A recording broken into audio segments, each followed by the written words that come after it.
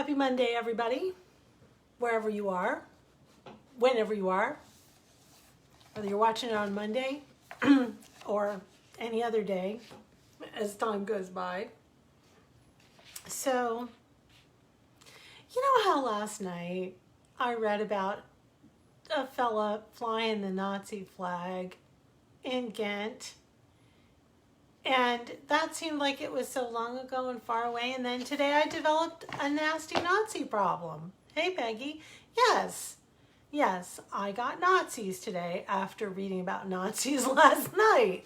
I don't know what to say, but there it is. On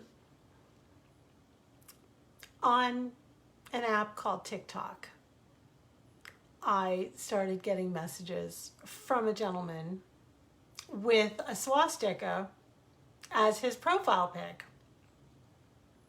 And he was explaining to me that I should comb my hair because having it curly, which it is just naturally, was in his opinion me trying to be black. And he was lecturing me, not for very long, before I blocked and reported him. But it made me remember this piece that I had done. It was coming up on the rotation anyway, because it was from July 15th of 2017. So it was time to read this one anyway. But we were talking about Nazis last night. And lo, we summoned them to appear. And we're talking a lot about, just in society, about white privilege. And for white people, we don't, a lot of white people don't know that they have it. Or people tell them they have it and they don't understand how it works. And they'll say that, I've talked to people today who told me that they don't have white privilege. They're white. That's the privilege. So this story is an example from 2017 that vividly illustrates how white privilege works. I'm going to explain it for everybody in the front and in the back when we're done reading it. So it's called Muslim Mom Responds to Kalkaska Official, and he responds to Kalkaska is a little town in Michigan. So this was during a time period when I had been wearing a hijab as a Muslim. And while I've made the decision to dress Western, that kind of plays into this too. So a Michigan politician has basically called for my death via Facebook, and I was just wondering if we could talk about that. Allow me to introduce myself. I'm the blondish Caucasian of Eastern European descent, 52-year-old mother of 5, food bank volunteer, helper of the homeless, chess teacher, children's book author who just happens to be a Muslim. Jeff Sighting, the president of Kalkaska Village, posted a call on Facebook to kill all Muslims. One of his posts appears to be pulled from the North Carolina-based blog called NC Renegade, titled, Kill Them All, Every Last One. The post calls Muslims dangerously destructive to society and compares Islam to a, quote, flesh-eating bacteria and death cult. I'm the farthest thing from flesh-eating bacteria. The closest thing I've ever seen to a death cult was the last time I was at a Black Friday sale. And I'm not destructive to society. Sadly, posting and reposting blind hate on social media is destructive. In the digital age, that radical anti-Muslim hate bacteria was rapidly transmitted from Michigan to Virginia and elsewhere in a keystroke. That viral post made national news, which empowers haters all the way over here in Virginia to put me and my friends in the crosshairs. I'm not interested in obtaining the apology that Sighting said he doesn't owe to anyone. I just want him to know a few things. I speak as someone born in America, into a Christian family, and who recently converted. I was not brainwashed. I am not ignorant or uneducated. I am not politically or historically uninformed. I was swayed to Islam by the kindness and spirit of the many Muslims I met after I went with some neighbors to observe a Friday prayer service at a local mosque last November. Nobody ever tried to convert me. They figured I was just another religious tourist. What I know of Islam, I learned through both study and encounters with hundreds of Muslims I've since met from Saudi Arabia, Africa, Iran, Syria, Pakistan, Afghanistan, Egypt, and Indonesia, among other lands. Our faith, which we all strive to reflect in our every action, is one of peace, charity, respect for others, patience, and obedience to God. If Sighting believes in God, then he has something in common with Muslims. Allah is just Arabic for God. Muslims believe in one God, the same God as that of Abraham, Moses, and Jesus Christ, peace be upon them all. Islam embraces Jews and Christians, believing that God gave 3 books to the world, the Torah, the Holy Bible, and the Holy Quran. We are the people of the book. If I could speak plainly to Sighting, I would ease his mind by telling him that I would never harm him, nor would the hundreds of Muslims I know. The people he and others fear are not acting as any Muslim should, just as those who were part of the Inquisition, the Salem witch trials, the Ku Klux Klan, the genocide of Native Americans, abortion clinic bombings, the Holocaust, and any act of hatred or injustice were not acting as good Christians. I hope this information will inoculate some against virulent hate posting. The cure is to not swallow the idea that there are no innocents in a religion of 1.6 billion people, some of whom may be your neighbors. Now, after this story ran in a paper in Michigan, there was an editor's note attached to it because Mr. Sighting responded to the column, and here's what he had to say, unedited.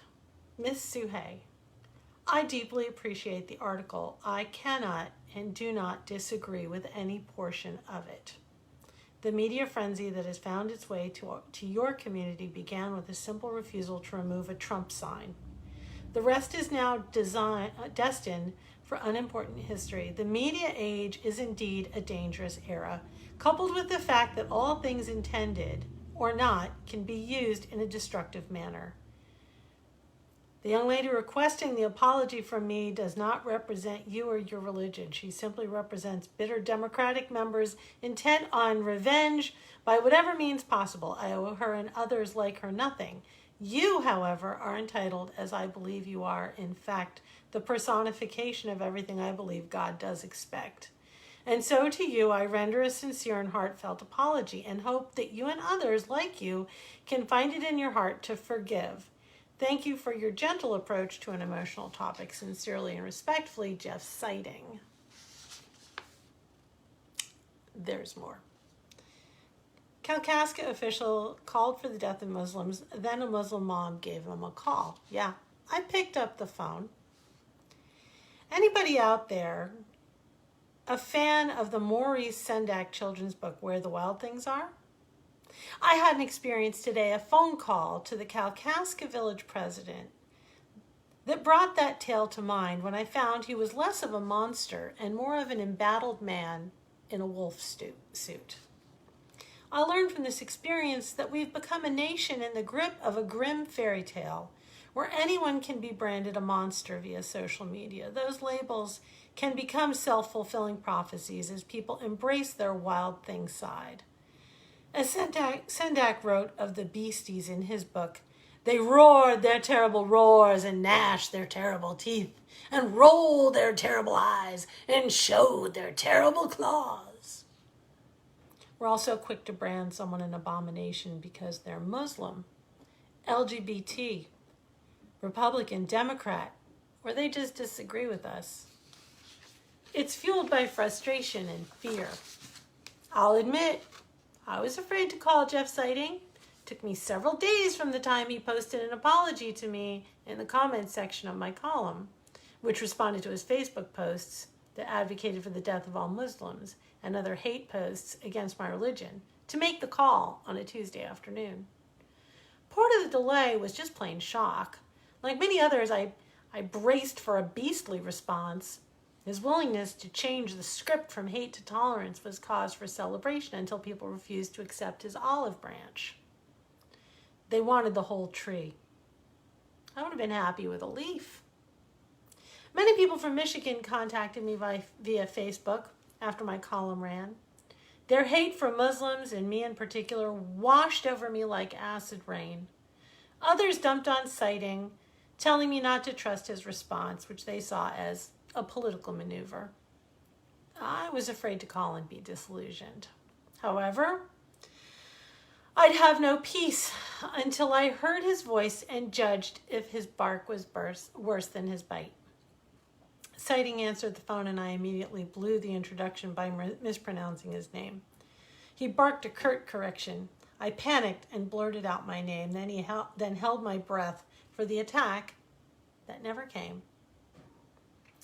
With a catch in his voice, he put Southerners from Virginia to South Carolina to shame with his genuine warmth and politeness, saying, "I am just so honored that you called. What you wrote impacted me personally and profoundly. Let's pause here to say that I'm the mother of 4 boys plus a daughter we took into our home when she was a teenager. That makes me just about one of the most cynical human lie detectors on the planet. I may want to believe my kid didn't do X, Y, or Z, but that never stops me from relentlessly sifting through every vocal nuance for the truth." We spoke for close to 30 minutes. The discussion ranged from him explaining that he never personally hated Muslims to lessons learned from his experience. Now, Sighting said he really does see how, as a public official, those posts went national. He empowered the real hardcore, immovable haters to sharpen their terrible claws on innocence. He told me that he wants to move past this and find ways to reverse the damage to innocence.